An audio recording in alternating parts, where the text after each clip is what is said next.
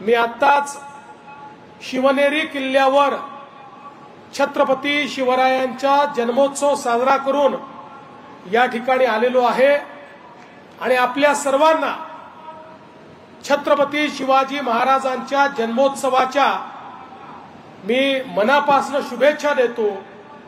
मला अतिशय आनंद आहे की महाराजांचा जन्मोत्सव केवळ भारतामध्ये नाही तर जगातल्या किमान 20 देशांमध्ये आज साजरा केला जातो आहे। अशा प्रकारचं आमच्या महाराजांचं जागतिक लौकिक या ठिकाणी आपल्याला पाहायला मिळत आहे।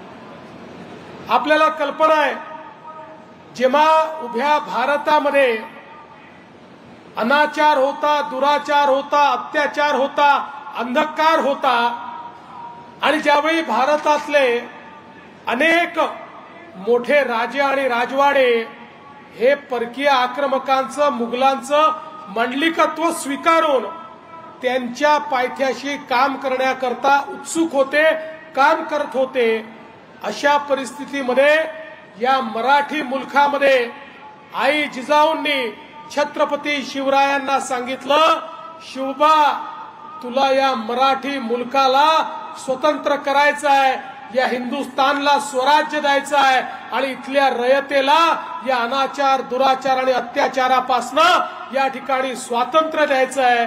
छत्रपती शिवरायांनी हातामध्ये तलवार घेतली, 18 पगड जातीच्या सामान्य मावळ्यांना एकत्रित केलं, त्यांच्यामधलं पौरुष जागृत केलं, त्यांना सांगितलं तुम्हाला देव, देश आणि धर्माकरता लढाई करायची आहे, कोणाला राजा बनवण्याकरता लढाई नाही आहे, रयतेचं राज्य तयार करण्याकरता आपल्याला ही लढाई लढायची आहे आणि आपल्या आया बहिणींची अब्रू त्या ठिकाणी सावरली गेली पाहिजे, आपल्या गरीबावर होणारा अत्याचार हा समाप्त झाला पाहिजे, याकरता आपल्याला लढाई लढायची आहे। आणि त्या मावळ्यांनी चमत्कार करून दाखवला, लाखाची फौज घेऊन मुघल यायचे आणि 5000 मावळे त्या मुघलांना परास्त करायचे आणि शेवटी छत्रपतींनी या ठिकाणी स्वराज्याची स्थापना केली आणि आमचा आत्माभिमान हा जागृत करून दाखवला।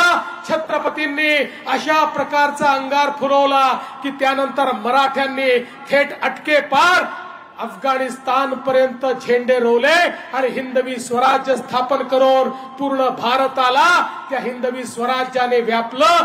ही छत्रपती शिवाजी महाराजांनी या भारताला दिलेली देण होती।